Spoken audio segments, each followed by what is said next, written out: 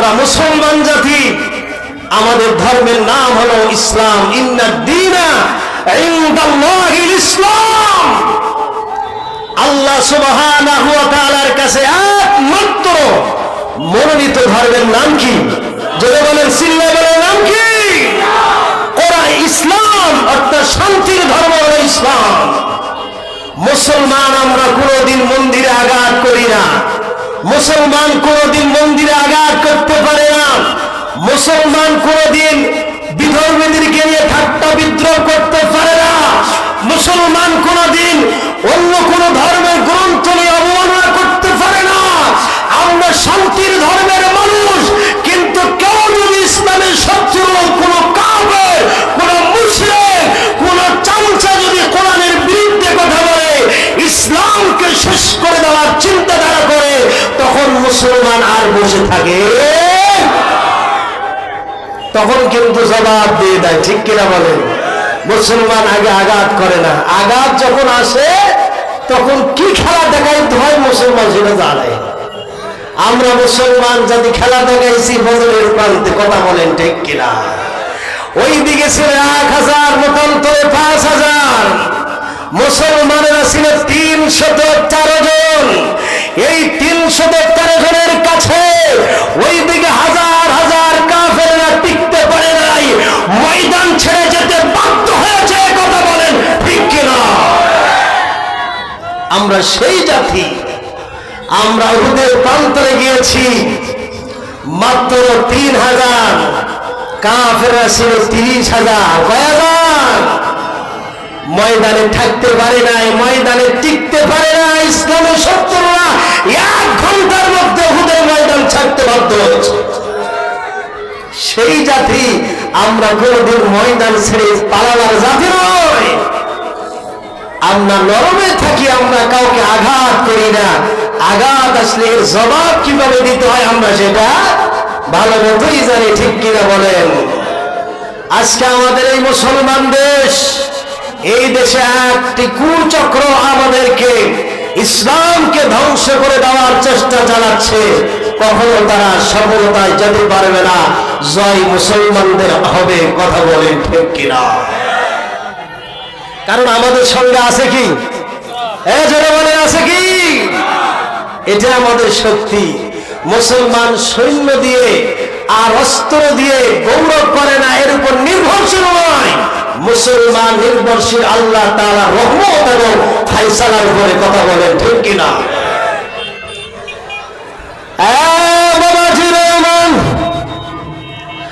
আল্লাহর নবী এই কুরআনুল কারীম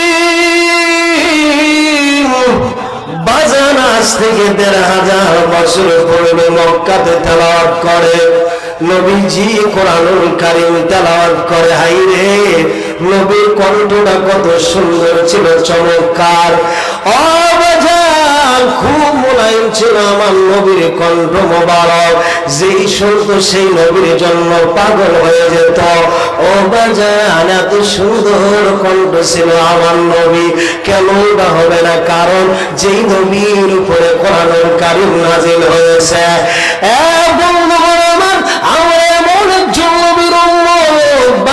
আমরা তো একটু চিন্তাও করি না। হাইরে, আজকে নবীর উম্মত আমরা বুঝি না আমাদের দাম কত। আল্লাহ সুবহানাহু ওয়া তাআলা আমাদের দাম কতটা বাড়াই দিয়েছেন, কতটা উঁচু পর্যায়ে নিয়ে গিয়েছেন। বন্ধুগণ, হাদিস শরীফ থেকে একটা কথা বলে দেখি আপনারা কত জোরে সুবহানাল্লাহ বলতে পারেন।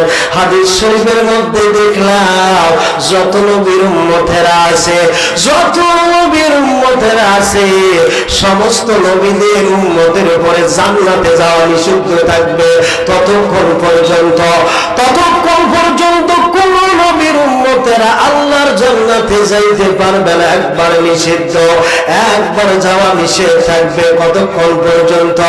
আমার বন্ধুগণ, যতক্ষণ পর্যন্ত আমাদের নবীর উম্মতেরা জান্নাতের মধ্যে না যাবে।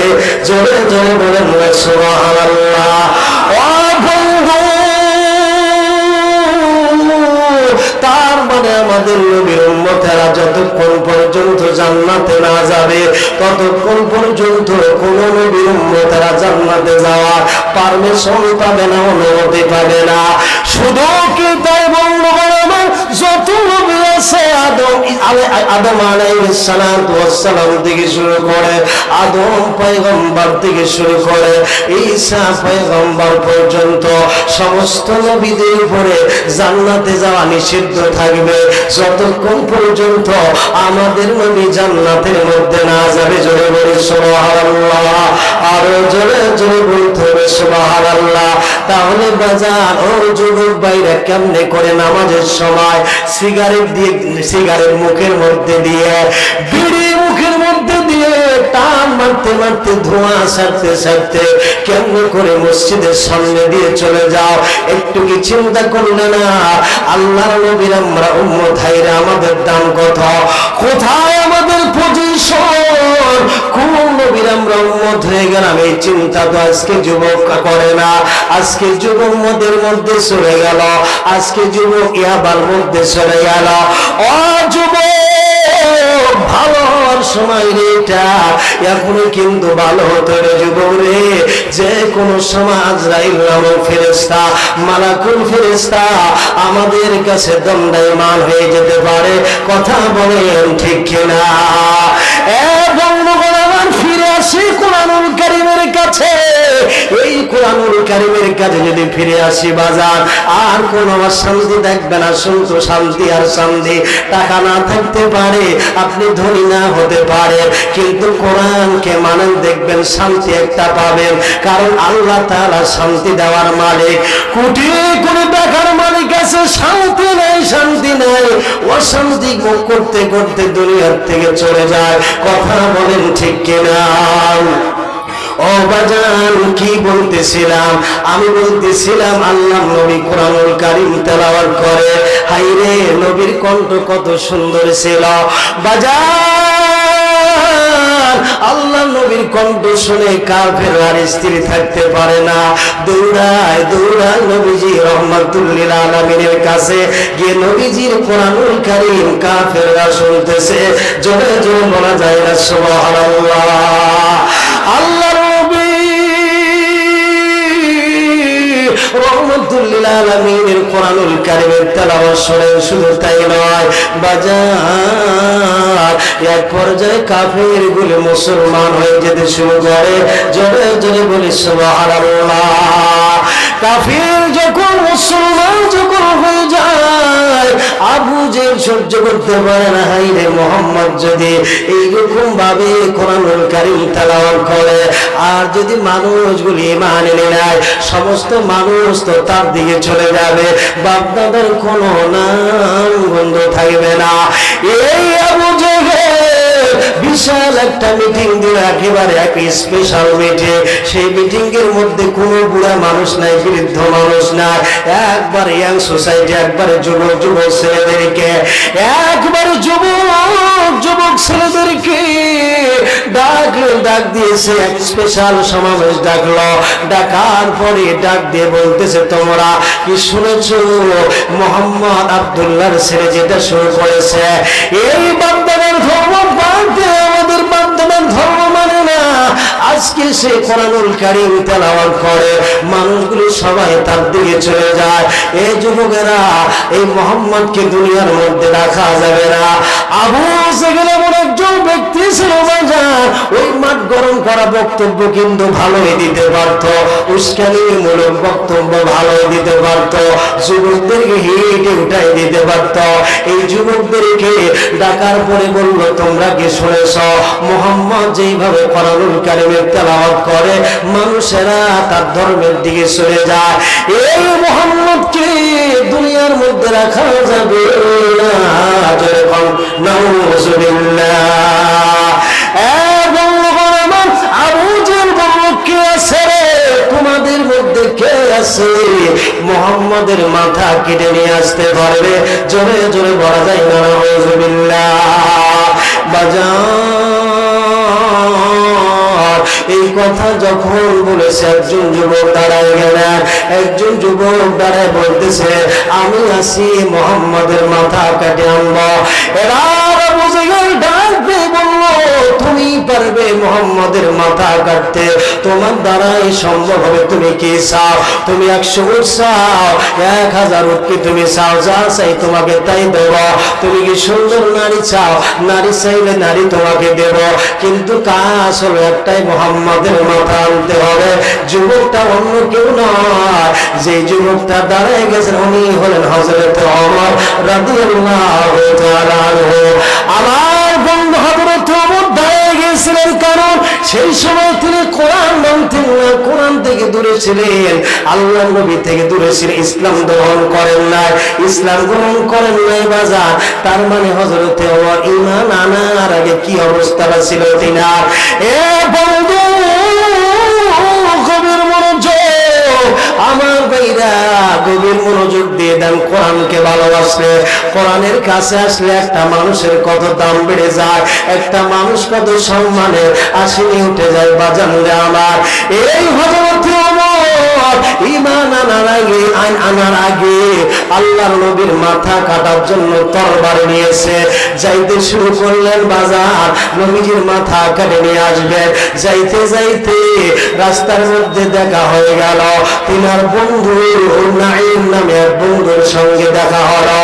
নাঈম বন্ধু ডাকতে বললেন, বন্ধু হাতের মধ্যে তোমার দেখতেছি খোলা তরবারি আছে ওমর, আবার তুমি হঠাৎ করে দৌড়ে যাইতেছো তরবারি নিয়ে, কোথায় তুমি যাও? কে তুমি কোথায় তুমি যাচ্ছ তরবারি নিয়ে? হযরত ওমর ডাক দিয়ে বলতেছে, বন্ধু নাঈম শোনো, ইদানিং দেখতেছি আব্দুল্লাহর ছেলে মুহাম্মদ খুব বাড়াবাড়ি করতেছে, সে নাকি আমাদের বাপদাদার ধর্ম বাদ দিয়ে সে নাকি কোরআন তেলাওয়াত করে নিজ ধর্ম প্রচার করে। বন্ধু তরবারি নিয়েছি রে, মুহাম্মদকে দুনিয়ার থেকে বিদায় করে দেব, মাথা কেটে নিয়ে আসবো, আবু জেহেলের দরবারে উপস্থিত করাবো। বন্ধু বন্ধু নাঈম ডাক দিয়ে বলতেছে, ওমর তুমি মুহাম্মাদের মাথা কাটার জন্য যাচ্ছ, তুমি মুহাম্মাদের মাথা কেটে নিয়ে আসবে, আর মুহাম্মাদের আত্মীয় স্বজনেরা নাকের মধ্যে তেল দিয়ে ঘুমাইবে নাকি, যাই দেখো তোমার অবস্থা খারাপ করে ফেলবে। হযরত ওমর ডাক দিয়ে বলতেছে, নাঈম তুমি কি আমার ব্যাপারে জানো না? আমি এমন একজন ব্যক্তি, আমাকে দেখে বাঘ ভয় পায়, আমাকে দেখে সাপ ভয় পায়, আমার পায়ের শব্দ শুনলে সর্প গর্তের ভিতরে ডুবে যায়, বের হয় না, আমাকে সবাই ভয় পায়। এবার বন্ধু নাঈম ডাক দিয়ে বলছে, বন্ধু এত তুমি যদি শক্তিশালী হও, এই যে তোমার সামনে একটা ছাগলের বাচ্চা দেখা যায়, এই ছাগলের বাচ্চাটা আগে ধরে দেখা হতো, কত বড় তুমি পালোয়ান আছো। এই কথা বলা মাত্র বাজার হযরত ওমর ছাগল ধরার জন্য দৌড়ায়, কিন্তু ছাগল ধরতে পারে না। হযরত ওমর যায় ডান দিকে, ছাগল চলে যায় বাম দিকে, হযরত ওমর চলে যায় বাম দিকে, ছাগল চলে যায় ডান দিকে, ছাগল কিন্তু ধরতে পারে না। বন্ধু নাঈম ডাক দিয়ে বলছে, তুমি কত বড় বাহাদুর আমার বোঝা শেষ, একটা ছাগলের বাচ্চা ধরতে পারো না, আর নাকি তুমি মুহাম্মাদের মাথা কাটবে। এবার হযরত ওমর ডাক দিয়ে বলছে, বন্ধু নাঈম ছাগল ধরা এক কাজ, আর মুহাম্মাদের মাথা কাটা আরেক কাজ। তার মানে হযরত ওমর যাইবি নবীর কাছে, কারণ আল্লাহ রাসূল তো দোয়া করেছেন যদি মানুষ দেখতেছে তরবারি নিয়ে যায়। আল্লাহ নবী দোয়া করলেন, আল্লাহুম্মা ইজ্জিল ইসলাম ওয়া ওমর ইবনুল খাত্তাব। জোরে বলা যায় না সুবহানাল্লাহ? আর জোরে বলি সুবহানাল্লাহ। আল্লাহ নবী রাহমাতুল লিল আলামিন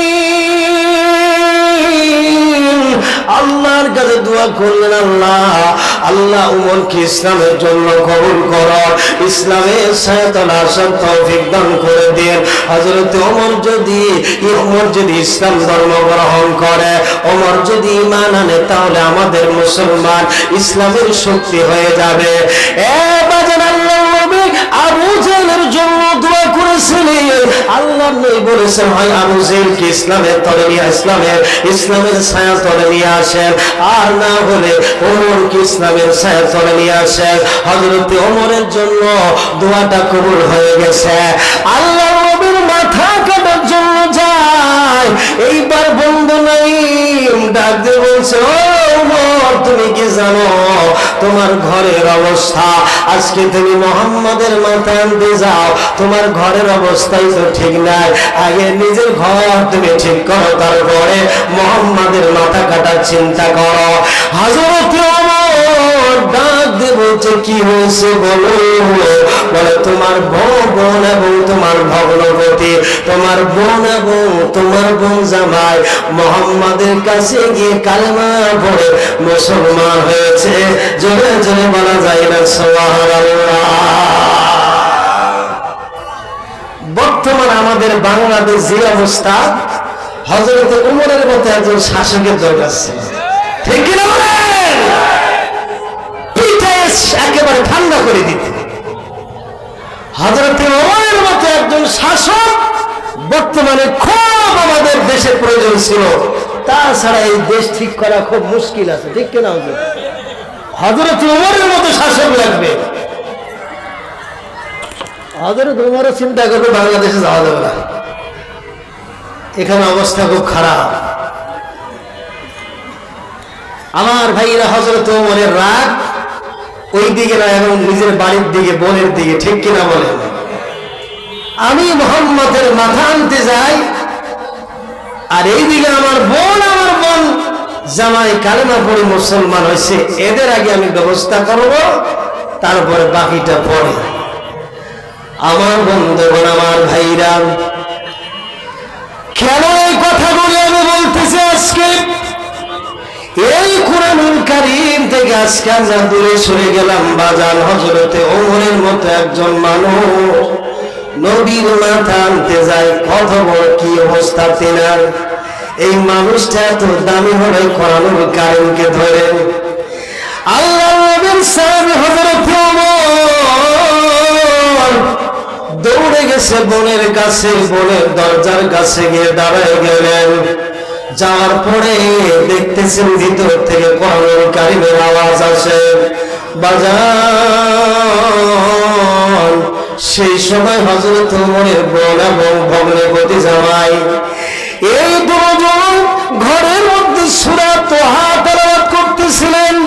তাহা মা আনজালনা আলাইকাল কুরআনা লিতাশকা ইল্লা তাযকিরাতাল লিমান ইয়াখশা তানজিলাম মিম্মান খালাকাল আরদা ওয়াস সামাওয়াতিল উলা। জোরে আল্লাহু আকবার।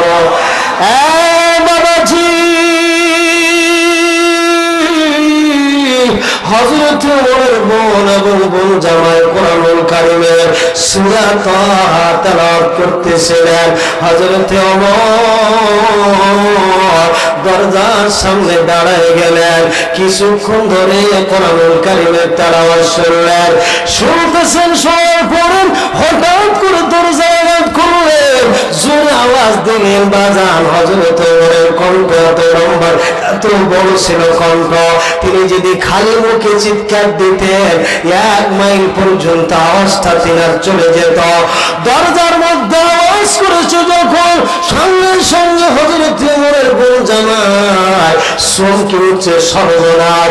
স্ত্রীকে ডাক দিয়ে বলে, স্ত্রী রে, তোমার ভাই তো ওমর চলে আসছে, আর আমাদের কোনো রক্ষা নাই, আমরা আর বাঁচবো না। হাই রে, আর আমাদের রক্ষা হবে না। হযরত ওমরের বোন ডাক দিয়ে বলছে, স্বামী তুমি কি ভয় পাও নাকি হযরত ওমরকে? স্বামী ডাক দিয়ে বলছে, তুমি কি বলে, এটা নতুন কথা। ওমরকে ভয় আবার কে করে না? সবাই তো হযরত ওমরকে ভয় করে। এবার হযরত ওমরের বোন স্বামীকে ডাক দিয়ে বললেন, তুমি যদি ভয় পাও তাহলে তুমি পাশে দাঁড়াও, আমি দরজা খুলে দেব, দেখি আমার ভাই আমাকে কি বলে। আমার বন্ধুগণ দরজাটা খুলে দিলেন। এবার হযরত ওমর ডাক দিয়ে বললেন, বন্ধু কিসের আওয়াজ শুনলাম, কি তুমি তেলাওয়াত করতেছিলে? হযরত ওমরের বোন বললেন, আমি কোরআন তেলাওয়াত করতেছিলাম। হযরত ওমর বললেন, কোরআন আবার কি বলছে? আল্লাহর কালাম। জয় বলে সুবহানাল্লাহ। কোন আল্লাহ? যিনি বোন বলতেছে, যিনি তামাম পৃথিবীর মালিক। এই কথা বলতে দেরি সঙ্গে সঙ্গে হযরত ওমর বোনের দুই গালের মধ্যে থাপ্পড়, এরপরে এমন থাপ্পড় দুই গালের মধ্যে আমার লাঠি দিয়ে মাথা করে আমার বন্ধুগণ মাথা ফেটে গেল, কপাল ফেটে গেল, রক্ত ফিনকি মেরে বের হয়। হযরত ওমর ডাক দিয়ে বললেন, বোন ভালো ভাই বলতে তুমি ঈমান ছেড়ে দাও, কোরআনুল কারীমের তেলাওয়াত বন্ধ করে দাও। এবার হযরত ওমরের বোন ডাক দিয়ে বলছে, ভাই রে মাথা পেতে দিলাম তোমার সামনে, তোমার ইচ্ছে হলে আমার মাথা তুমি কেটে ফেলো, আমাকে জবে করো, কিন্তু তারপর আমি কোরআনুল কারীম তেলাওয়াত করা বন্ধ করব না, করব না। যদি বলি সুবহানাল্লাহ। আমার বন্ধুগণ এইরকম ভাবে যখন বললেন, হযরত ওমর একটু ঠান্ডা হয়ে গেলেন, মেজাজ ঠান্ডা হলো। চিন্তা করে, হাই রে জীবন দিতে চাই কিন্তু কোরআনুল কারীম তেলাওয়াত করা বন্ধ করতে চায় না। এটা কোন কিতাব? এটা কোন কোরআন? এবার বোনকে ডাক দিয়ে বলে, বোন যেই কোরআনুল কারীম তুমি তেলাওয়াত করতেছিলে বোন, আমি কিন্তু সরাসরি তোমাকে দরজা আওয়াজ করি নাই, আমি আগে বাইরের দিকে শুনছিলাম, আমাকে কিন্তু অনেক ভালো লাগছে বোন, আমি তো অনেক অন্যায় করে ফেললাম, তোমাকে মাইরে আমি অনেক অন্যায় করে ফেলছি। বোন আমার হাতের মধ্যে দাও তো, ওই কোরআনটা আমি একটু তেলাওয়াত করব। বোন ডাক দিয়ে বলল, ভাই রে এটা এমন একটা কিতাব, এই কিতাব নাড়তে হলে পবিত্র হতে হয়, তাহলে কি করতে হবে? গোসল করতে হবে, ওযু করতে হবে, ঈমান আনতে হবে, এরপরে তুমি কোরআনুল কারীম ধরতে পারবে। হযরত ওমর পাগলের মতো হয়ে গেলেন। বাজান বোনকে ডাক দিয়ে বলি, বোন আর দেরি করতে চাই না, চলো আমাকে নিয়ে চলো নবীর দরবারে রে, আর আমি ভুল পথের মধ্যে থাকতে চাই না।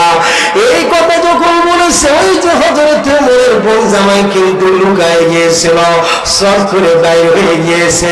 চিন্তা করতে যে এবার ওমর বুঝি ঠান্ডা হয়েছে, বাইর যখন হয়েছে হযরত ওমর চোখের পানি ছেড়ে কান্দে, আর ডাক দিয়ে বলে, তুমি কেউ আমাকে বাধা দিলে না রে, তোমার স্ত্রীকে আমি এত মারলাম, তুমি কেন আমাকে বাধা দিলে না? তুমি তো আমাকে বাধা দিতে পারতে রে, কেন তুমি আমাকে বাধা দিলে না? চলো আমাকে নিয়ে চলো, আমি নবীর দরবারে যাব রে, আমি আর অন্যায় পথে থাকতে চাই না, আমি কালেমা পড়ে মুসলমান হয়ে যাব। জোরে জোরে বলা যায় না সুবহানাল্লাহ। হেদায়েতের মালিককে আরো জোরে, আরো জোরে। হেদায়েত যাকে দিবে কেউ তাকে হেদায়েতের পথ থেকে সরাইতে পারবে আল্লাহ সুবহানাহু ওয়া তাআলা আজকের এই মাহফিলে যাদেরকে আনবে কেউ তাদেরকে এখান থেকে ফিরাই নিয়ে যেতে পারবে না, ঠিক কিনা বলেন? এইবার হযরত ওমর এবং বোন জামাই বংশ রওনা হয়ে গেলেন নবীর দরবারে। সুবহানাল্লাহ। কোন হাতের মধ্যে কিন্তু তরবারিটা আছে, তরবারি নিয়ে রওনা হয়েছে। হযরত ওমর সামনে, বোন আছে পিছনে। আমার বন্ধুগণ বোন রক্তাক্ত অবস্থায় নবীর দরবারে যায়। আল্লাহ নবী সেখানে বসে আছেন, সাহাবায়ে কেরামরা নবীর সামনে উপস্থিত। হঠাৎ করে হযরত ওমরকে দেখলেন তরবারি নিয়ে আসতে। এসেছে।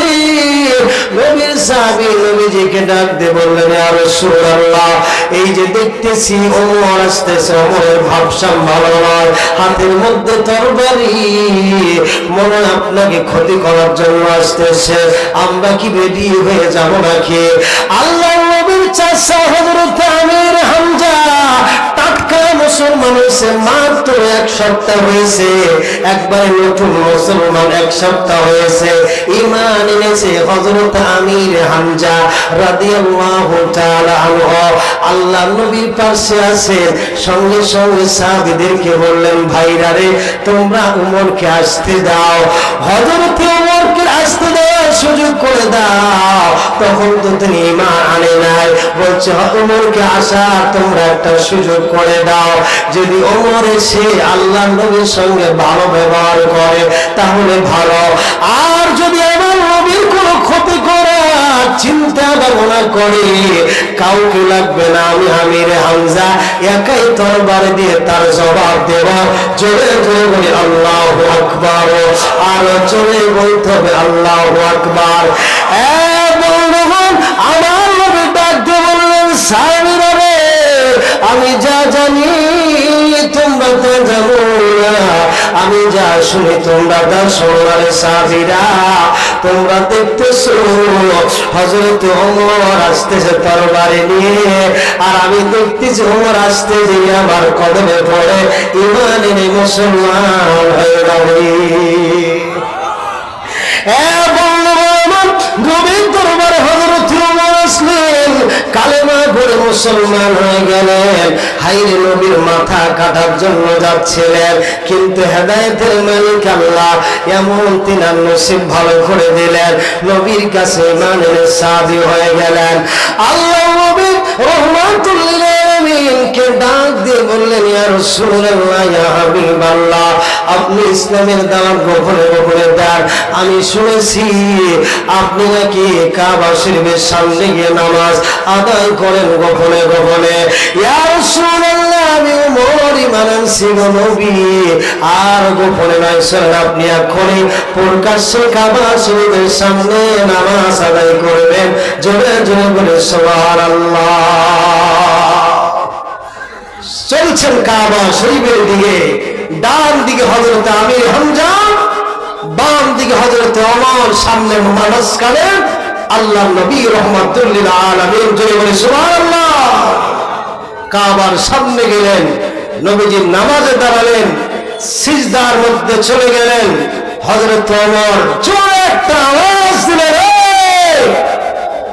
মক্কার কাফেররা শোনো, তোমরা যদি তোমাদের সন্তানকে এতিম বানাতে চাও, কে বলেছে আসো মুহাম্মদ সাল্লাল্লাহু আলাইহি সাল্লাম আল্লাহর কুদরতি পায়ে সিজদায় পড়ে গেছে, বাধা দিতে আসো, কে আছো তোমরা, আসো, ঠেকাইতে আসো, কেমন আছো তোমরা? সুবহানাল্লাহ বলেন।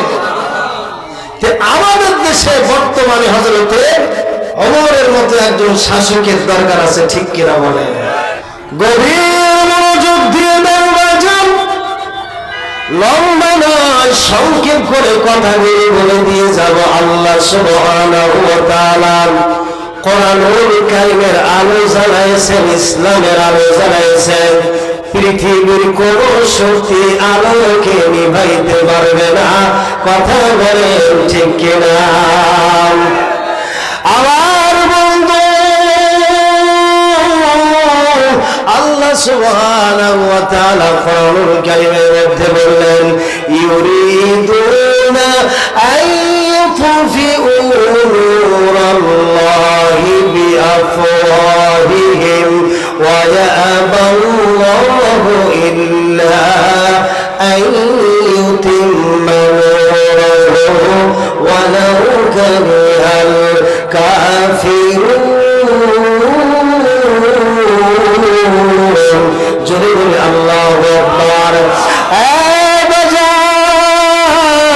কোরআনুল কারীমের আলোকে কাফেররা মোমবাতির আলোর মতো মনে করে ফু দিলেই মনে হয় কোরআনুল কারীমের আলোটা বন্ধ হয়ে যাবে।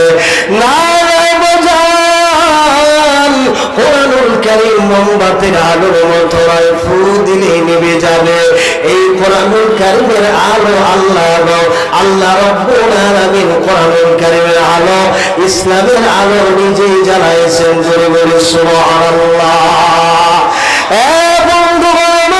এই কোরআনুল কারীম মানলে শান্তি পাবে, না মানলে অশান্তির বাজার।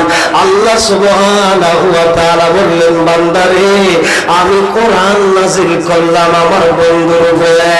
ও বান্দারা, তোমরা যদি কোরআনুল কারীমকে যদি মানতে পারো রে বান্দা, তোমাদের কোনো ভয় থাকবে না, কোনো চিন্তা থাকবে না। আল্লাহ সুবহানাহু ওয়া তাআলা কোরআনুল কারীমের মধ্যে বলেন, ফামান তাবিআ হুদায়া ফালা খাউফুন আলাইহিম ওয়ালা হুম ইয়াহজানুন। জয় বল আল্লাহু আকবার। আমার আল্লাহ রাব্বুল আলামিন পৃথিবীর মানুষকে ডাকবে বললেন, আমার কোরআনুল কারীম যদি তোমরা মেনে নাও রে বান্দারা, আমি কোরআন নাযিল করেছি, ফামান তাবিআ হুদায়া ফালা খাউফুন আলাইহিম ওয়ালা হুম ইয়াহজানুন। এই কোরআন যদি তোমরা মানতে পারো, আমার কোরআনুল কারীমের আইন যদি তোমরা মানতে পারো, তোমাদের কোনো ভয় থাকবে না, কোনো চিন্তা থাকবে না।